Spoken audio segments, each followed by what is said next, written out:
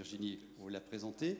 Isabelle Normand est responsable du hub d'innovation pour la réinvention à l'école centrale de Lille. Alors, j'ai vu que vous étiez ambassadrice de la plateforme, donc il y a des ambassadeurs nommés, c'est ça? Autoproclamé, on va dire. Oui, autoproclamé. Bon, très bien. Non, mais c'est encore mieux. Alors, ça veut dire qu'elle est active. Dites deux mots du programme Booster PME, parce que c'est la porte d'entrée pour vous vers la plateforme. Alors, le projet Booster PME, c'est donc 5 ans d'expérimentation qu'on a mené à Centrale Lille. C'est un projet pour innover par l'action. Donc, c'est nos élèves ingénieurs, 4 élèves ingénieurs pendant 8 mois, une journée par semaine, accompagnent des entreprises qui ont besoin d'innover. Et pourquoi on a créé un programme comme ça?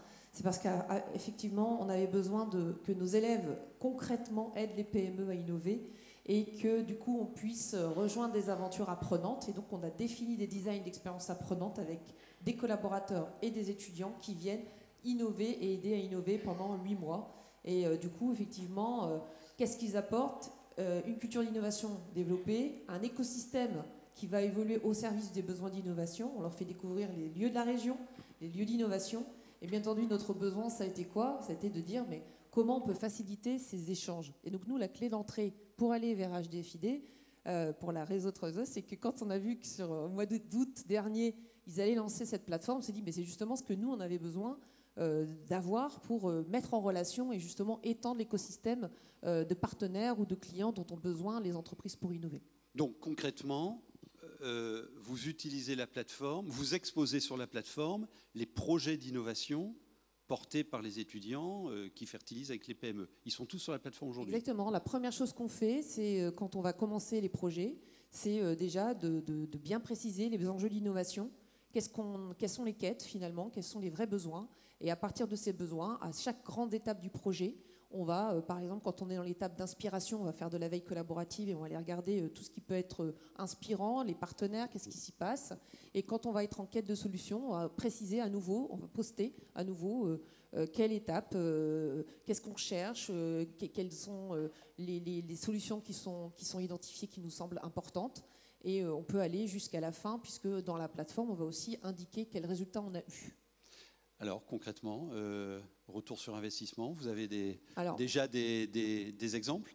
Alors, nous, on était vraiment en avance de phase, parce que quand on a commencé en septembre, la plateforme a démarré en octobre. Donc, on était très, très en avance. Donc, on a fait avec Voodoo, donc je suis là. On était en plein été. On a vraiment découvert toute cette plateforme-là. Donc, on va dire qu'aujourd'hui, il y a 1000 inscrits. Ce n'était pas le cas en septembre-octobre quand on a démarré. Donc, on va dire qu'on a... Vous êtes pionnière. On est pionnier et on a du coup pu voir tout doucement, évidemment, la montée en puissance finalement de la plateforme. On y voit les potentialités, on y voit aussi les limites. Hein, donc, très pragmatique vis-à-vis de ça. Pourquoi? Parce qu'il faut être toujours très clair. Parce que ce qu'on adresse dans le programme d'innovation, c'est la capacité d'une entreprise à utiliser des nouveaux outils. Quand on parle des outils, on parlait des outils du territoire. Il y a des magnifiques lieux qui existent, il y a énormément de choses. Et en fait, nous, notre rôle dans Booster PME, c'est que nos étudiants aident des PME à découvrir des labos de recherche, des lieux d'innovation qui sont ces fleurons qu'on a sur le territoire. Ouais. Et sur la plateforme Hauts-de-France, c'est ça le sujet. C'est comment aujourd'hui ces entreprises vont apprendre à utiliser ces outils qu'ils aujourd'hui ne connaissaient pas. Ah oui, alors donc il y a une notion, tiens, Antoine peut peut-être y répondre tout de suite. C'est pour ça que je dis qu'il y a une notion et puis de masse critique, exactement, de connecter pour que ça fertilise vraiment. 1200 aujourd'hui, c'est quoi la cible? La cible, c'est que d'ici fin d'année, donc fin 2022, on a l'objectif d'être à 4000 utilisateurs sur la plateforme. Ah oui, voilà, et ça, ce sera une bonne maille. Alors je crois que vous avez déjà concrètement connecté sur un business de textile biosourcé. Oui, tout à fait. Alors celle qui a le plus marché, et c'est facile à expliquer pourquoi elle a le plus fonctionné dans la mise en relation, c'est que dans les différents projets d'innovation qu'on a, eh bien, on va avoir des besoins de mise en relation qui sont différentes. À partir du moment où le degré de collaboration demande de la transversalité, c'est plutôt des relations entre des collaborateurs, vous voyez, qui ne travaillent pas aujourd'hui ensemble. Quand on commence à travailler les usages d'innovation, où là, on veut demander à vraiment travailler avec un client, travailler avec des fournisseurs pour développer une solution, c'est là qu'on commence à chercher des interactions bien plus importantes. Et en ce qui concerne MFT, puisque c'est la manufacture du textile, nous sommes allés dans la filière. Et là, on est déjà avec le CETI, Centre international du textile innovant, des partenaires on allait chercher plein de sources de confection différentes pour aller chercher et fabriquer industriellement parlant des nouveaux fils. Donc vous voyez, on allait chercher du sourcing. Et ben, donc là, typiquement, c'est hyper adapté et on a pu aller chercher très précisément les cas qui nous intéressaient. Et ça a vraiment permis à nos élèves de bien mieux comprendre, et à l'industriel, comment ça pouvait être puissant pour lui de continuer à expliquer ce qu'il était en train de faire. Encore une question. Je suis sûr que vous l'avez déjà en tête, mesdames, messieurs. Une plateforme comme celle-là, comment elle doit garantir la relation de confiance? Parce que là, on va se connecter pour fertiliser sur du co-design, de l'innovation. Enfin, il faut ouvrir les portes, quoi. Alors, nous, on avait déjà une démarche dans le cadre du projet d'innovation, puisque, en fait, quand vous accompagnez un projet d'innovation, quand je vais dire le résultat réel du projet d'innovation, ça appartient à l'entreprise. Les données appartiennent à l'entreprise. Ça, je pense que la plateforme, elle a le même mindset vis-à-vis de ça. En revanche, ce qui est apprentissage dans la culture d'innovation, c'est la culture du réseautage. Une culture des réseautages, ça fait partie des 5 compétences qui font la différence en innovation. Ça, c'est une place de village de réseau. C'est comment j'explique finalement à d'autres quelle nature de questionnement j'ai, quel type de projet j'ai en tête, et ça ne dit pas pour autant, et ça ne délivre pas pour autant le secret. Mais comment ça me garantit que je ne vais pas connecter à un fake, à un chinois qui veut me piquer mon idée? Alors, je vais répondre aussi de la même façon que les projets. On a un degré de collaboration, c'est-à-dire que cette nature de relation de confiance s'établit à partir du moment où on a travaillé ensemble. Donc en fait, à partir du moment où on a déjà fait un premier projet, la première chose qu'on va faire, c'est déjà de travailler avec uniquement les acteurs identifiés du projet. Si on a fait ça et que d'autres ont travaillé dans les mêmes degrés de relation de confiance, on va pouvoir du coup se dire, tiens, ce projet-là, maintenant j'ai confiance parce que je sais qu'il y a cette relation, et je vais donc pouvoir dire que ce projet-là, je vais peut-être l'amener à le mettre Hauts-de-France. Et là, le fait que la plateforme, on puisse utiliser France entière, parce qu'elle n'est pas que connectée réseau de France Business région, on peut peut-être se dire, tiens, est-ce que cette innovation-là, à Bordeaux ou en Alsace, elle n'aurait pas eu une solution qui a été trouvée? Et c'est les entreprises qui sont vraiment en compétition qui peuvent le faire. Je reprendrai ce que tu dis à chaque fois, être capable de chasser en Antoine nous expliquera tout à l'heure comment on ouvre le jeu en dehors des frontières des Hauts-de-France. Mais donc vous nous dites, retenez bien ça, mesdames, messieurs, que la confiance, c'est un phénomène de réseau, et c'est les membres du réseau qui se la créent et qui écrivent le socle de leur confiance. Virginie, vous, dans votre activité de prestation de services RSE, vous intégrez la plateforme dans votre offre. Comment ? Alors, la première chose, c'est que mon offre de service, elle est donc RSE de manière générale. Et une fois qu'on a fini le diagnostic et le plan d'action qu'on délivre, eh bien, je vais chercher donc le bon expert. Donc déjà, moi, ça fait partie de mon offre de pas aborder tous les sujets RSE, ils sont tellement larges. En même temps, pour l'entreprise, ça ferait beaucoup et on avance vraiment pas par pas. Donc je leur dis, écoutez, on va donc dans le plan d'action, on va commencer par tel sujet.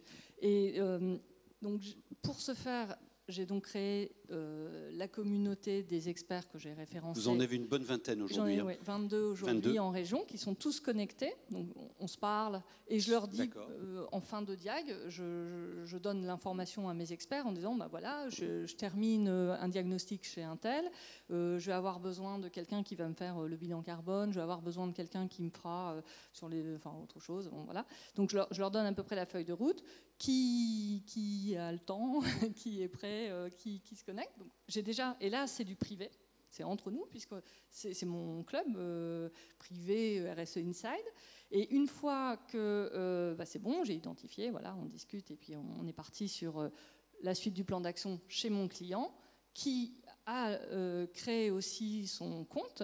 Eh bien, je rattache le ou les experts, avec moi bien sûr, parce que moi je reste en coordination générale de ma prestation, et ben, je connecte des experts qui va pouvoir dialoguer en toute transparence, mais aussi sécurité, avec mon client, Votre que client. j'amène, et moi. Enfin, on est à 2, à 3, à 4.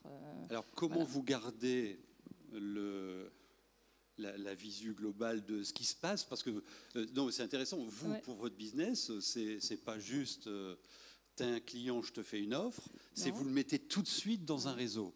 Et c'est là où vous lui apportez du service. Bon, en même temps, il faut quand même tout vérifier, genre qu'un de vos experts vous le pique pas. Enfin, des trucs avant, comme ça. j'ai signé entre nous. Enfin, moi, j'ai des conventions de partenariat du coup avec mes experts, et donc quand ils interviennent pour moi, c'est marrant. C'est pour en mon nom, quoi, au nom de RSE Inside. Mais ils rentrent quand même. Après, moi, enfin voilà, c'est la confiance. On parle de confiance, mais il y a beaucoup de ça. Et les entreprises. C'est aussi plus transparent, c'est plus simple. Ils ont, du coup, je chapeaute l'ensemble de la prestation, et ils savent que c'est les experts qui vont travailler pour eux, donc le dialogue se fait. Moi, je vois ce qui se passe sur la suite, mais c'est normal, je coordonne, mais ça se fait assez naturellement. Et même sur les partages des documents, là où j'avais un petit peu peur au départ, parce que j'ai souvent la question quand même des entreprises qui vont nous livrer de la documentation sur ce qu'elle fait. Eh bien, une fois résolue cette question-là, partage vraiment facilement, et puis voilà, ça se fait assez naturellement. Est-ce que ça se monétise déjà? Moi, je ne le monétise pas en tant que tel. Mais c'est un service plus. C'est un service plus. C'est un service plus. Je ne le vends pas, bien évidemment. Mais c'est vrai que dès le début, je le présente comme étant un atout. Donc dans votre offre, je sais pas, vous faites une offre, un devis. C'est un service plus. Il y a un truc qui explique, vous allez être dans un réseau et vous expliquez la plateforme. Alors, vous avez juste très vite un exemple concret d'un client, vous n'allez pas nous le citer, mais un client qui, par votre chambre Virginie Credos, là, RSE Inside, a produit quelque chose. Il a trouvé un intérêt, a fait quelque chose, a trouvé un service. Alors j'en suis pas encore à ce stade-là parce que je viens de créer mon offre. Oui, donc vous rentrez dans le truc. J'ai fait les premières parties diagnostiques, et donc là j'ai commencé avec 2 premiers clients à ouvrir la suite des experts clients. Après, c'est vrai que le fait de... Alors déjà, mes experts, je les ai tous embarqués en fait dans l'histoire, et ils ont tous créé leur compte, et pour certains ont développé leur communauté dans leur activité. Ah oui, déjà. Ça SM. Pas tous, mais il y en a. Et les clients, quand je leur explique aussi l'intérêt, et quand je leur parle RSE, parce que c'est quand même mon activité, à la fois je leur parle de solutions, parce que dans la RSE, il y a l'implantation, travailler plus en local ou en régional, et puis aller chercher du partenariat ou être en proximité, être inscrit dans son territoire, implanté. Eh bien, je leur parle de la plateforme aussi comme étant une solution pour être plus implanté, inscrit dans leur territoire. Je m'en sers aussi comme un exemple. Intéressant. Une question pratique, on peut poster des fichiers, se partager des fichiers de la ressource. Des fichiers lourds. Oui, et ce qui évite, c'est très ce qu'on disait juste avant, mais qui est beaucoup moins polluant que de s'envoyer des fichiers lourds par mail plusieurs fois, des allers-retours. Et bien là, c'est posté et chacun, on donne les droits. Enfin, moi qui ne suis pas une grande spécialiste, j'arrive très facilement à m'en servir de la plateforme. Donc, on donne les droits, on est administrateur de notre compte, de notre club du coup, et donc on sait qui a le droit de mettre on donne le droit de poster, ou juste voir, ou juste...